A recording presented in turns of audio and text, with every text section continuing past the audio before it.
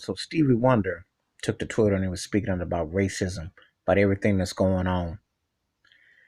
If you know me personally or even halfway know me, you know I think Stevie Wonder is one of the Mount Rushmores of music, period.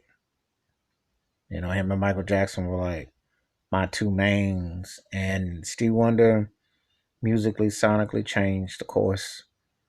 Um, I always refer to, and I will tell you this, it was a few weeks ago, and it was funny. I was listening to Intervisions. I was listening to He's Mr. Know It All, which was originally written about that other known treason, racist, bigot, trash named Richard Nixon, who was also impeached, except he had the decency to get on a plane and take his butt out of there. He got out of there, unlike Trump. But it's funny when you think about album from almost 50 years ago, like Intervisions, and the same social economical and the realities and the grimness and reality, and it still is prevalent to this day. That's something else that Stevie Wonder was touching on something like that 50 years ago, and it still felt right now. So if you ever listen to Inner Visions by Stevie Wonder, play it and tell me if it don't sound eerie to today. And when you listen to He's Mr. Know It All, flip Richard Nixon to Donald Trump and don't tell me it don't sound eerily. Steve Wonder said something which we've always known if you follow Steve Wonder.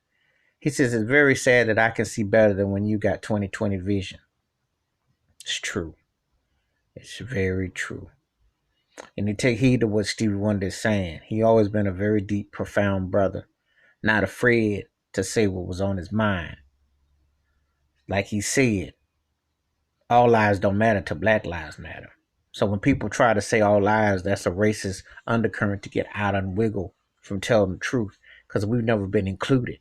As long as we've been over here 400 plus years, 500, however many you want to call it, we've never mattered.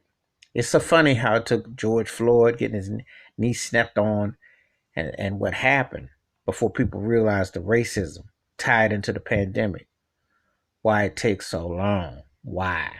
And why Stevie Wonder wrote great songs and says incredible words of wisdom and knowledge. And he's a true humanitarian, one of our last true musical greats, one of the few we still got. So give that man his flowers and put some respect by his name. But Stevie Wonder's tired of the racism and everything we're dealing with. Needs to be said. Needs to hear luminaries and people really left a distance speak on it, because it ain't told near enough.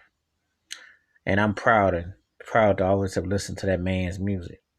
And like I said, Inner Visions is speaking even louder now than it did 50 years ago almost. And that's scary. That came out in 73. But that is still hitting as we speak. All right, give me your thoughts and takes about Steve Wonder's tired of the racism and calling out Trump. Give me your thoughts and your take.